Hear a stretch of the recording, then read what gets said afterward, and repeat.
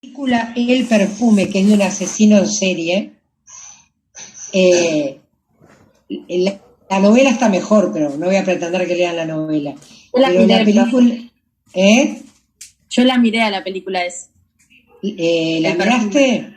Sí, ¿Qué porque yo tal? hice sociología, ahora la estoy recursando.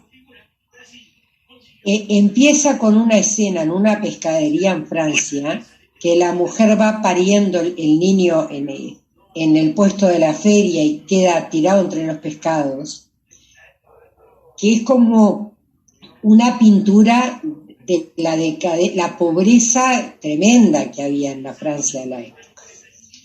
Muy bien, entonces, cuando en una sociedad, jóvenes, alguien tiene la plata pero no tiene el poder, se va a armar candela. Los burgueses tenían la plata pero no tenían el poder.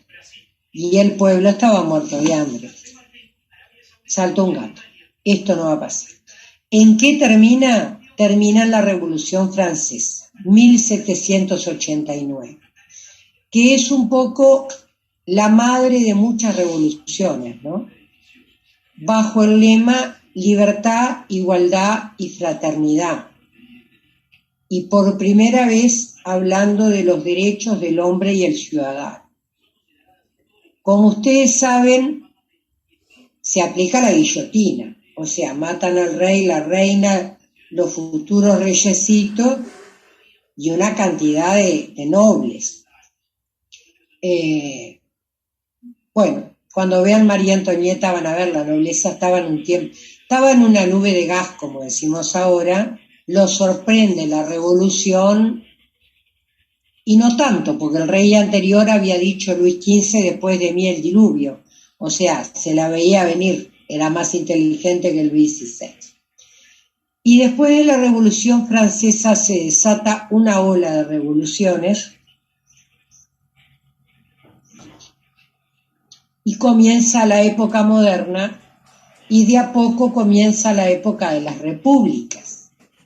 Ustedes piensen que la Revolución Francesa fue en 1789 y nuestra revolución acá lejos ya empezó en 1811, porque había empezado el lío en España también.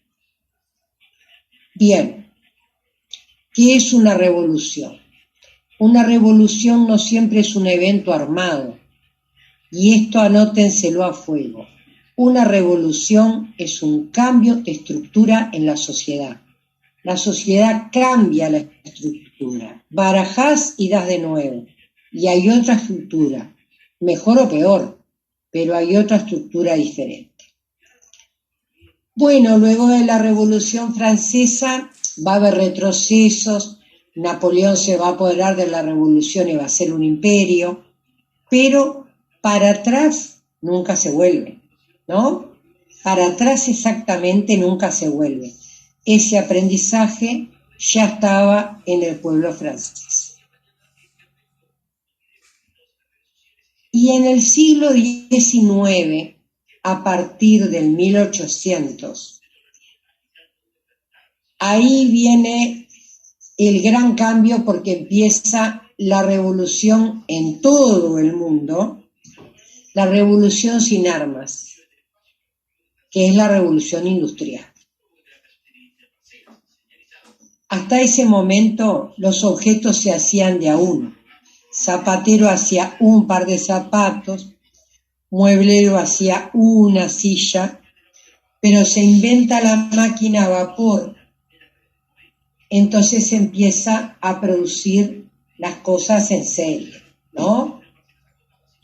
Las cosas se abaratan y se instalan las fábricas. Entonces, ¿quiénes eran los dueños de las fábricas? Los burgueses. ¿Qué es un burgués?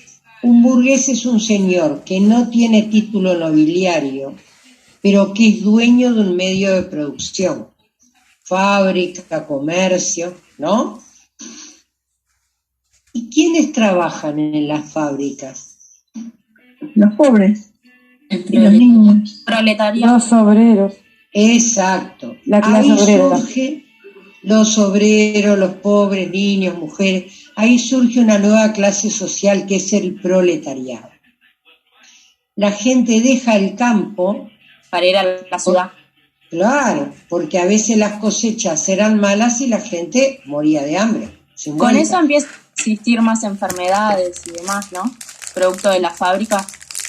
Sí, yo una vez vi una película que lamentablemente nunca más la pesqué y vi un pedacito de hilanderas en esa época de Inglaterra y era tremenda, porque ¿a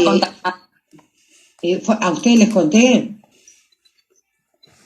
¿Perdón? No. No. Porque lamentablemente no sé el nombre, pero eran niñas que venían del campo y trabajaban en las hilanderías y se iba depositando, digamos, los restos de la lana y morían. Morían solas en hospitales grandes, porque además los padres la mandaban porque no podían alimentar tantas bocas, pero como no había ni límite al horario de trabajo, ni licencia, ni aguinaldo, claro, trabajaban 16 horas, 18 horas, sí. No había ningún beneficio social, no podían acceder a la medicina, nada, porque, o sea, nada. Nada. Morían en un camastro ahí. Muy jóvenes, ¿no? La mayoría morían desnutridos también. Claro. Porque los sueldos eran bajísimos. O sea, claro, no había que alimentarse. Claro, más bien. Y no existía ningún tipo de resguardo social. Eso... Incluso los multaban por si silbaban, si hablaban, los multaban por si las máquinas quedaban sucias, los multaban por todo. Entonces cada vez le sacaban más dinero, o sea que sobrevivían, lo único que hacían. Profe, además, justamente no habían leyes ni derechos que los respaldaran, y ahí fue que se empezaron a dar la crisis, o sea, entre su jefe y ellos. Claro, las relaciones se empezaron a complicar. Porque además el proletariado tenía una gran prole, porque en algo se tiene que entrar, alguna alegría tenía que tener la gente. Bueno, profe, entonces de ahí... esto de la revolución, brevemente, ¿se puede poner en la parte 2 de la tarea? Claro, vos tenés que, de toda la lectura de Portantiero o de donde quieras, tenés que fundamentar por qué a la sociología se la denominó ciencia de la crisis, que vamos ahora, después de que se nos corte esto, vamos a ir exactamente a esto. Porque yo cuando lo empecé a hacer, más o menos, puse algo de esto de la revolución, por eso le preguntaba si estaba bien. Es por el entorno en el que nace, ¿no? Que a su vez es justamente... Claro. Post-revolución, entonces... Claro. Se pone como parte del marco teórico. Ahí va a empezar la crisis, porque la crisis es que los obreros, los proletarios, se empiezan a unir para hacer marchas, paros, huelgas. Porque ¿qué pueden hacer? Pueden hacer eso, huelgas, ocupaciones,